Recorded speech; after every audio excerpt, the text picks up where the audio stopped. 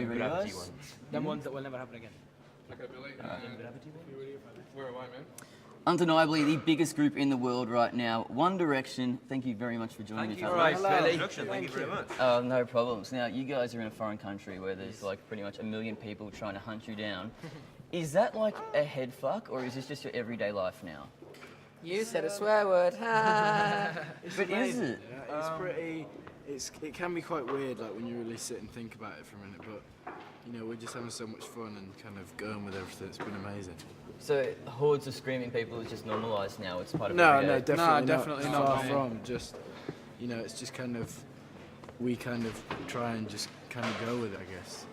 Still very strange. Like the breakfast shows we did this morning, for example, like we'd never seen a breakfast show like that before, Yeah, so it it was was pretty crazy. crazy. So you don't expect it. That's why it never gets. You've got to remember, like, it's the first time, like, majority of us have you been to Australia before? So the first time None we've of us. all All been- of us. None of us First been time to we've Australia. all been to Australia, and like people know who we are here. That's strange. It'd be mind-blowing. And I was down at those breakfast shows this morning, just sort of scouting around and trying not to look like a creep.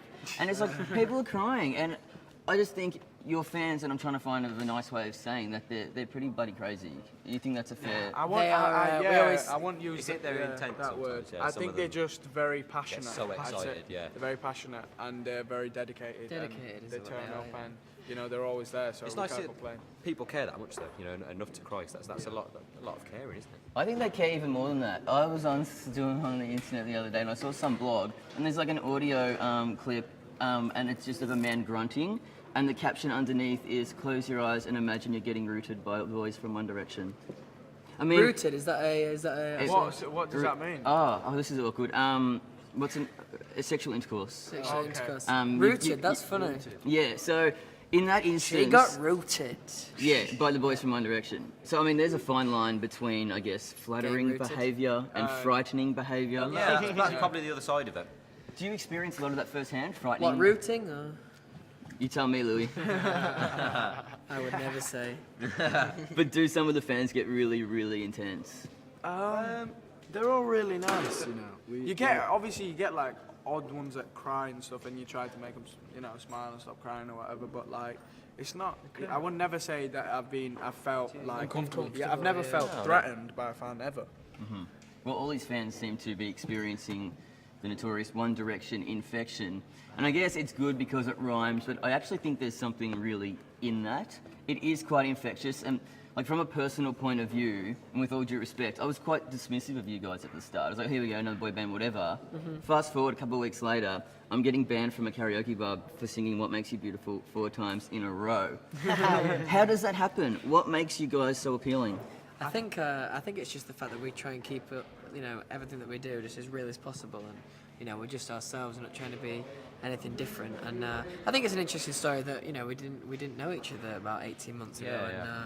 and we've grown together and we are so close. People often don't believe, and they think this is all artificial, but Yeah, no. it's genuine. Like we spend a lot of time with each other, even on our days off. So. It's Yeah. interesting you say that because I read an interview with Simon Cowell where he said the most beautiful thing in the world is where you put together a group and it just works. And you can't almost explain why. And I guess that the reason it's beautiful is because there's a risk when you put 5 strangers together that it won't work. Yeah, I think it's quite easy for people to believe that, like, from an outside circle, that, you know, we don't get on and stuff. But, you know, we spend like every single day together, and even on our days off, like yesterday we had the option to go out and do what we wanted, but we spent the whole day together on a boat just chilling out and having a laugh. And I mean, it's nice to spend those kind of times together because we're working a lot of the time. And yeah, no, I mean, we've all made 4 new best mates out of this, and I think that's what people enjoy about it.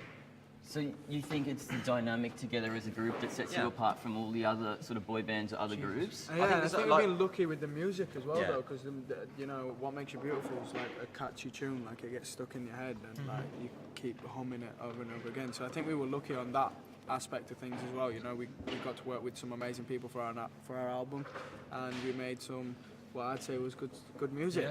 Yeah, and it's really interesting that you raise music, and it's funny because you hear talking about music, but music sometimes becomes an afterthought when you have so much hype and so much hoopla. No, Yeah. we were very specific at the start that we wanted to make good music, and we didn't want to rush an album out, and that's why it took so long for us to make the first record, because we wanted to find that, you know, that killer single for our first album. And you know, that kind of changed the whole sound of the album. As soon as you found that song, everything was produced kind of around that, and that's kind of how we found our sound. So we were really specific about it, like I said, and yeah, it's kind of worked out for us. so It it's is good. really important for us because you know we did have the initial hype, but that can often just fizzle out and just be hype. So obviously we needed the music to be good to back that up. Well, you're obviously number one, so it is working, but how do you sustain that? Because someone might say that when you're on top of the chart, One Direction is down. How do you keep going? What can be next? Well, we just got to make better music and keep our game up. And I mean, Yeah, you know, just make new goals for yeah, yourself. just make new goals. And I think we just want to make the songs on this album even better than the songs from our last album. I think that's what we're hoping for. Now, was there a moment with this first album, or even leading up to it, where you knew things were just sort of next level? Like, Harry, was there a Next defining level. moment? Not really. I think like it's been so amazing for us. We just never expected kind of anything that we've experienced so far. I think we just feel so lucky to have such an amazing opportunity, and obviously, the music's really important to us, and we just, like we said before, just want to make each song and each album better than the one before. So, we're gonna have to work hard, but we want to. So Yeah, we're willing just to, we very wanna make- lucky to have those dedicated fans, and from the start, our fan base was growing, and these fans just seem to be of the same level of dedication. Do you know what I mean? Yeah. And, So because they grew almost organically, there wasn't almost a single moment where you realised that your life had changed forever. Exactly, because it just keeps yeah. progressing. And Yeah, keeps that's the getting Different things bigger. keep happening every day. Every day is new, and you find something. Like we found so many facts and figures out today of things of how many millions of YouTube hits we've got and sort of stuff. So things that happen all the time. So it's like hard to set your goals when we you always don't really know say where you are that sometimes. They're constantly changing. Yeah, it's hard to keep up. it's a bad, you don't ever want to get to the point and say I've made it, because then you're just not going to work hard, and What's the point? we're constantly setting ourselves new goals, and let's see what happens with the second album. You keep pushing yourselves. Now, when it comes to the other boy bands, there's a few of them out at the moment. Music tends to go in cycles. Boy bands were really big in the 90s. They're back now. Why do you think now is the right time for it? Well, I think the main thing about us and why it's kind of working for us at the moment is because we've tried to do something a little bit different with it. Yeah. Like in the 90s, it was very structured and like regimented, that you had to dance and you had to wear the same clothes and It's been really clean cut. Yeah. clean cut and all that sort of stuff. Whereas we've gone completely the opposite way from that, and we're just lads in a band. We are a boy band, and we're just lads having fun on the road and stuff. And I think that's what people enjoy, is the whole like relationship The between realism. us, the music, how real it is, and how much they can relate to just the normal boys in their classroom, like performing on big stages and stuff. So it's cool. Yeah, and it's kind of funny when you talk about not necessarily being clean cut, because Twitter was a flurry yesterday, Niall, because you were caught Hilarious. with like a smoke in your hand and then making wanky motions on a boat. That sounds so We're much just funnier excited when we you're got number accent. one. Well, I mean, we talk about boy band cliches and what separates them. Like back in the past, not so much now, but it used to be about picking your favourite. Are you going red? No. Okay, about picking your favourite member and each one being sort of different and being like a mould. Like you've got the sensitive one and the one who's good to his mother and the bad one and all this one. And I was going to make a joke about who's the bad one, but now I know, Niall, it's you, mate. I was the bad man. Nah, he's a bad one. How's I'm the the bad bad man? man. He's a closet bad man. Cutting loose. Well, one thing you don't have, which I think all boy bands need, is the Joey Fat One Fatone from NSYNC. He's the one there he's not as talented and he's kind of ugly and a little bit hairy. So I'm going to put it to you as my final question. Is there room for a Joey Fat One Fatone in One Direction? I think I think there's there is. always I room. think you're in.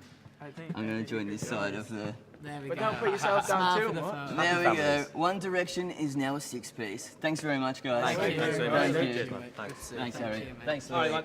Thanks, Nice Al. to see you, Thanks, buddy. mate. Thank Thank you, very Liam. much. Very nice to meet you. Thanks, Zane. Thanks for How's sticking all the around day? too. Yeah, Oh, look. Oh, do you mind if I get a quick photo? Because I am a bit of a mega fan. Oh, yeah, shit, sorry. Yes. And I was surprised.